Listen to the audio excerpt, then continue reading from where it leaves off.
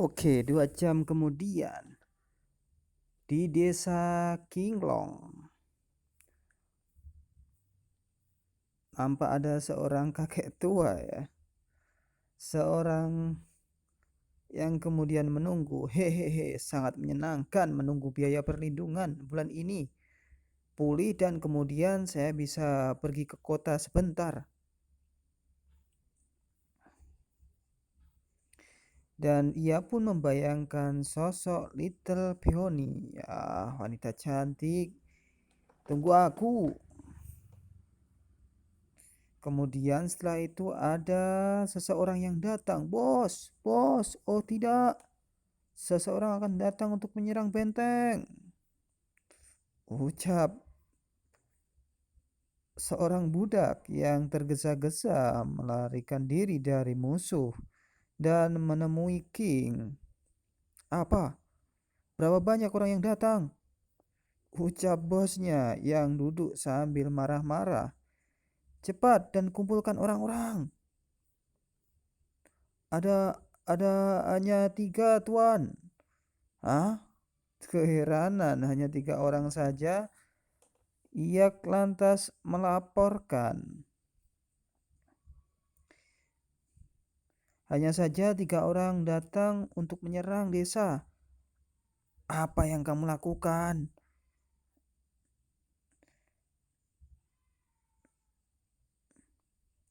Bahkan kalau tentara Wu Wei datang pun mereka tidak akan sanggup untuk ke sini karena lembah dan gunung itu. Tidak, tidak. Bos, kali ini musuh berbeda dari musuh biasa. Mereka sangat kuat. Jangan, sambil menjerit dijewer kupingnya oleh King. Buzz. Apa bedanya? Yang akan datang ke sini pasti ikan rucah. Mungkin orang-orang ini peringkat pertama dan masih tidak bisa terbang. Bosnya pun melarikan diri, bukan melarikan diri, berlari ya tepatnya. Dan ketika itu ternyata sudah ada Lusu di sana yang mencoba menghalangi pergerakan King dari sinar. Uskup, Bishop, Kardinal. Ia pun keheranan, ada apa ini? Bos, Anda bisa menembak. Saya hanya ingin mengatakan kali ini musuh benar-benar bisa terbang. Hah? Mengapa Anda tidak memberitahu dari tadi? Keheranan. Seketika itu King pun berpikir, sial, apa yang terjadi? Mampu terbang berarti setidaknya ada peringkat 1 di antara ketiganya.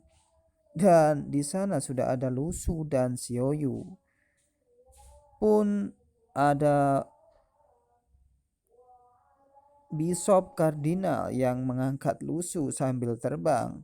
Tapi apa yang kamu lakukan untuk menyusun karakter kecil seperti kami ketika kami semua adalah kelas 1, bukan perubahan mental?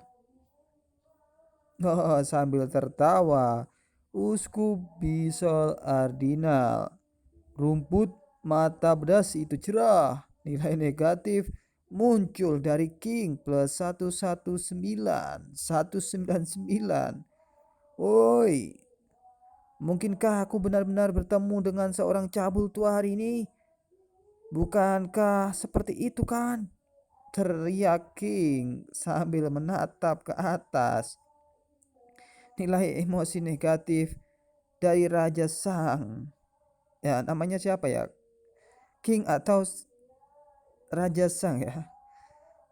Bisa komen di bawah yang tahu ya. Beberapa menit yang lalu sebelum Lusu datang ke King,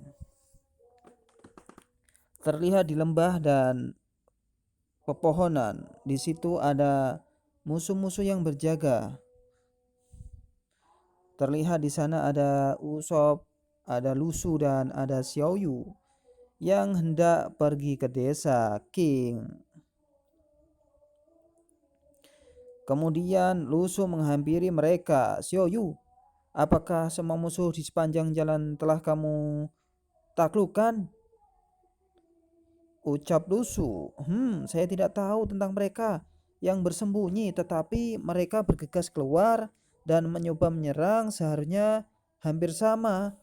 Ucap Xiaoyu sambil menghentikan pergerakan musuh dengan Bishop Kardinal. Terlihat Xiaoyu muka biasa.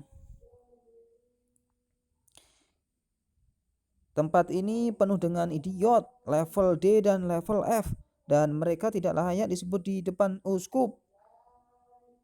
Ini juga menempati level menghancurkan. Jangan lupa bahwa ini adalah pemain yang dipenggal oleh Nieting. Ucap Lusu keheranan karena Nieting menghabisi uskup. Dan uskup sekarang berada di tangan Xiaoyu menjadi budak si bocah tengil. Omong-omong, trik apa saja yang bisa dilakukan uskup? Dia meninggal begitu cepat sebelum sepertinya aku melihat kemampuannya. Ucap Lusu kepada Xiaoyu. Kemudian Xiaoyu mengatakan sesuatu.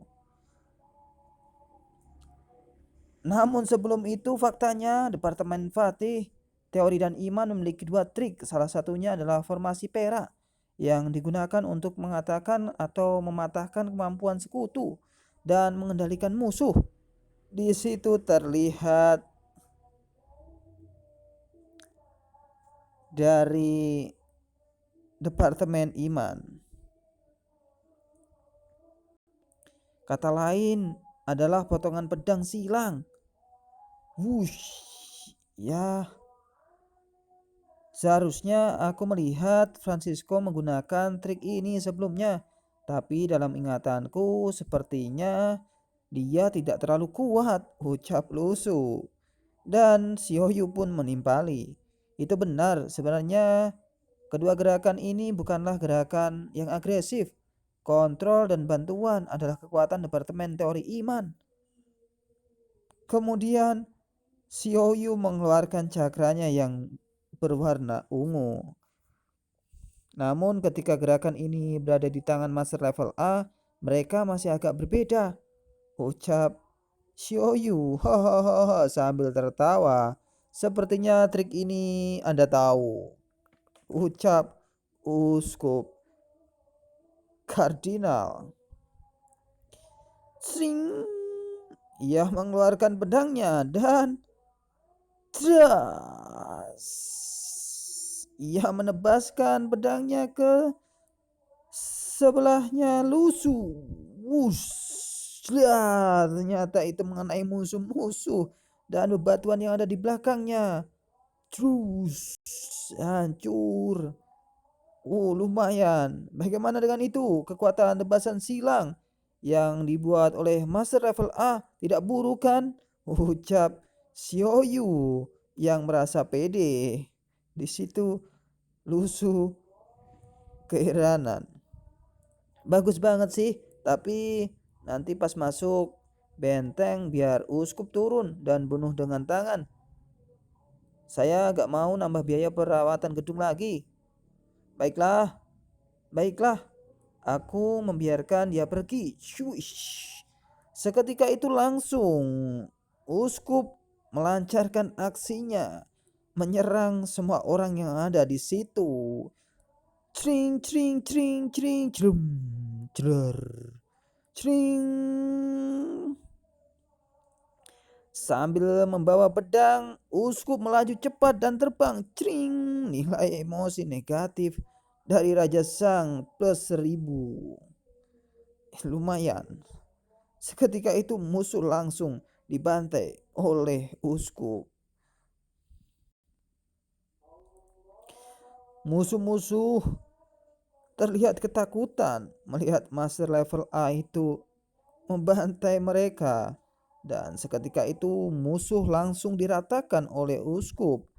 Sring sring sring ha, sring sring sring sring sring ha. Ya, benteng ini cukup bergaya. Akan lebih baik jika bekerja diganti dengan batu. Dah, oh, musuh ternyata sudah tergeletak semua. Sekarang musuh dengan keinginan itu melawan seharusnya sudah dibereskan. Aku bertarung denganmu, kau orang tua yang jahat. Nah, di situ masih ada seorang budak yang ditinggalkan dan tidak dibunuh oleh uskup. Seketika itu, ya, apakah dia juga dibunuh juga? Ucap Xiaoyu meyakinkan bahwa tidak harus dibunuh. Tidak perlu. Orang ini terlihat konyol dan diam saja. Oh, ya ya. Dua. Halo. Budak itu ditendang oleh Lusu. Dua. Ia pun mengatakan, setelah 10 tahun aku menjadi pahlawan lagi. Tunggu. Orang ini tetapi Cheng, Qiu dan yang lainnya memiliki beberapa kesamaan dalam kebodohan dan kesetiaan. Wah, mulai hari ini dan seterusnya desa Kinglong ini akan menjadi milikku, ucap Lusu bersemangat. Dan akhirnya berakhir. Bisa lanjut di video selanjutnya.